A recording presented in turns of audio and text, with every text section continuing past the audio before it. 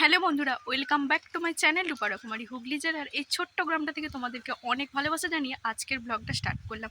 তো চলো বন্ধুরা, আজকে তোমাদের সাথে শেয়ার করব আমাদের গ্রামের কিছু কিছু অংশ বা আমাদের গ্রামটা কেমন। তোমাদের এখন আমি দাঁড়িয়ে আছি হচ্ছে আমাদের পিচ রাস্তার ওপরে। তো পিচ রাস্তা থেকে নামবো, নেমে গ্রামে ঢুকবো। চলো।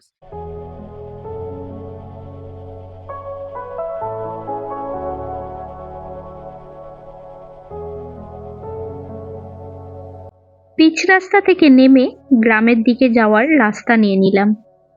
পিচ রাস্তাটা সোজা চলে গেছে একদম আমাদের বাজার চৌতারা। আমাদের এখান থেকে চৌতারা যেতে সময় লাগে প্রায় 10 মিনিট। গ্রামের রাস্তায় নেমেই সোজা ঢালাই দেওয়া রাস্তার উপর দিয়ে চলেছি। দেখো সামনেই পড়বে হচ্ছে একটা ভাঙা পুল। পুলটার বয়স হলো অনেক বছর। পুলটা পেরিয়ে সোজা একটা বাঁক নিয়ে সোজা চলে যাচ্ছি আমাদের পাড়ার দিকে। পিচ রাস্তা থেকে নেমেই যে পাড়াটা পড়বে, ওই পাড়াটা পেরিয়েই তার পরের পাড়াটা হচ্ছে আমাদের পাড়া, বান্না গ্রামের দাসপাড়া। সোজা একটা সাদা রঙের বাড়ি চোখে পড়ছে না? ওই বাড়িটাই হলো আমাদের বাড়ি।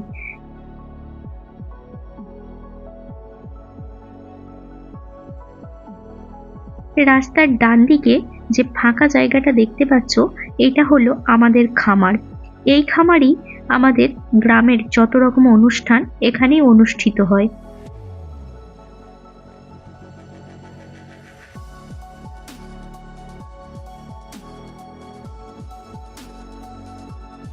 আমাদের এই পাড়াটার নাম বান্নার দাসপাড়া।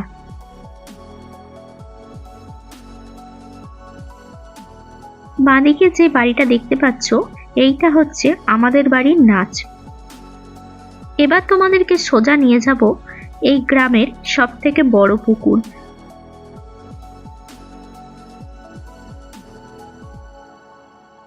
তার আগেই পড়বে আমাদের গ্রামের নারায়ণ মন্দির। ওই যে সোজা দেখতে পাচ্ছ, ওইটা হচ্ছে নারায়ণ মন্দির। সমস্ত রকম পূজা অর্চনা এখানেই করা হয়। এরপর একটুখানি এগিয়ে এসে বাঁদিকে পড়বে আমাদের গ্রামের প্রাইমারি স্কুল। আর দু সাইডে রয়েছে দুটো শিব মন্দির, বাবা বুড়ো শিব আর বাবা খেপা শিব। সামনে একটু এগিয়ে এসে ডান হাতে একটা গলি মতন রাস্তা নিয়ে নিলাম। সেই রাস্তা ধরে সোজা চলে এলাম আমাদের গ্রামের সব থেকে বড় পুকুর। এটার নাম হচ্ছে বড় পুকুর। তার পাড়েই রয়েছে একটা বড় বটগাছ। এই বটগাছের নিচে রয়েছে ষষ্ঠী ঠাকুর, মা ষষ্ঠী। এখানেই আমাদের ষষ্ঠী পুজো করা হয়। এই বটগাছটা অনেক দিনের পুরানো একটা বটগাছ। বহু বহু বছর আগে থেকেই বলে এরকমই রয়েছে এখানে বটগাছটা। বটগাছটার চারিদিকে অনেক ঝুড়ি নেমেছে, আর আশেপাশেও ছোট ছোট বটগাছ হয়েছে। আর দেখো পুকুরের জলটা অনেকটাই নেমে গেছে। আমাদের গ্রামের যত ঠাকুর এই পুকুরে বিসর্জন করা হয়। তো সোজা ওখান থেকে বেরিয়ে চলে এলাম। এবার নিয়ে নেব ডান দিকের রাস্তাটা।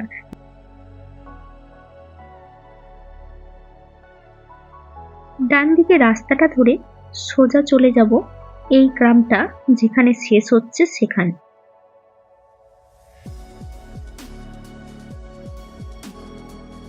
এই বাঁ দিক দিয়ে একটা রাস্তা ঢুকে গেছে। এই রাস্তাটা ঢুকছে রাউতপুর গ্রামের দিকে।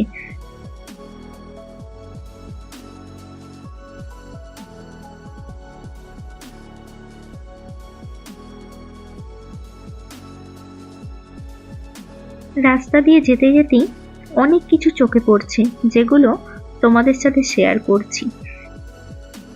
গ্রাম্য এলাকার মাটির বাড়ি আজও রয়েছে। দেখতে পাচ্ছ ডান সাইডে রয়েছে একটা মাটির বাড়ি। এরকম মাটির বাড়ি না আমার ভীষণ পছন্দের। জানি না তোমাদের কার কার পছন্দের, কারণ আমি নিজে ছোটবেলা থেকে মাটির বাড়িতেই মানুষ হয়েছি।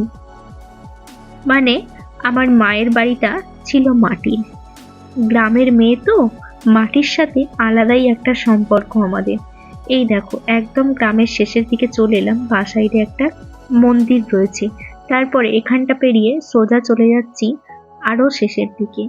যত শেষের দিকে যাব ততই এবার শুরু হয়ে যাবে মাঠ। গ্রামের এই প্রাকৃতিক পরিবেশের মধ্যে এনারা থাকবে না, কখনোই হতে পারে না। এনারা হলেন পাতি হাঁস, জল থেকে উঠে একটু বিশ্রাম করছে। এবার পড়ে গেল মাঠের পর মাঠ। মাঠে এখন আলু ভাঙা চলছে, আর এই দিকের জমিগুলোতে আলু ভাঙা হয়ে গেছে। এবার এই জমিগুলোতে তিল, বাদাম এই সবজিগুলো চাষ করা হবে। এখানে একটা জমিতে দেখো পেঁয়াজ গাছ বসিয়ে রেখে দিয়েছে। এখনো দেখো পেঁয়াজ গাছগুলো বেশ সুন্দরই রয়েছে, কারণ এখনো রয়েছে হালকা হালকা ঠান্ডা। তারপর এই রাস্তাটা দিয়ে কিছুটা যাওয়ার পর পড়বে আমাদের গ্রামের শ্মশান। এই জায়গাটার নাম হচ্ছে তালদিঘি। এটাকে তালদিঘির শ্মশানও বলা হয়।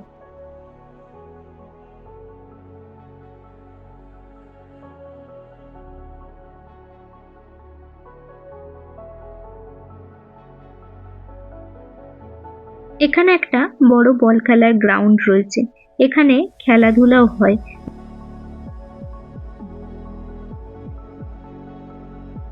আজকের আকাশটা পরিষ্কার পরিচ্ছন্ন, সুন্দর একটা আকাশ। দারুণ লাগছে গ্রামের পরিবেশটা। তোমাদের কেমন লাগছে প্লিজ কমেন্টের মাধ্যমে জানিও বন্ধুরা। যদি ভালো লাগে অবশ্যই একটা শেয়ার করে দিও। এটা হচ্ছে আমাদের গ্রামের একদম ন্যাচারাল পরিবেশ। আমাদের জীবনের শেষ ঠিকানা হচ্ছে এই জায়গাটা। সারা জীবনের মতো চিরশান্তি আর পবিত্র জায়গা। এই হলো আমাদের গ্রামের শেষ অংশ। এবার চলে যাব আমাদের বাড়ির পিছন দিকের মাঠগুলিতে। এখন চলে এসেছি মাঠে, আর এখানের মাঠগুলিতেও আলু ভাঙা হচ্ছে। দেখো কোনো কোনো জমিতে আলু ভাঙা হয়ে গেছে, সেই জমিগুলোতে তিল, বাদাম এইসব চাষ করা হচ্ছে। তার একটা প্রমাণ এই দেখো কিরকম ভাবে বাদাম চাষ করা হয়। দেখো এখানে বাদামগুলোকে একটু ওষুধের মধ্যে মাখিয়ে তারপর লাঙল দিয়ে জমিটার মধ্যে সুন্দর করে রো করে নিয়ে সেই রোগুলোর মধ্যে বাদামগুলো দিয়ে দিচ্ছি। তো এইভাবেই বাদাম চাষ করা হয়। সুন্দর সবুজে ঘেরা এই গ্রাম তোমাদের কেমন লাগলো প্লিজ কমেন্টের মাধ্যমে জানিও। যদি ভালো লাগে প্লিজ আমার চ্যানেলটিকে সাবস্ক্রাইব করে আমার পাশে থাকার অনুরোধ।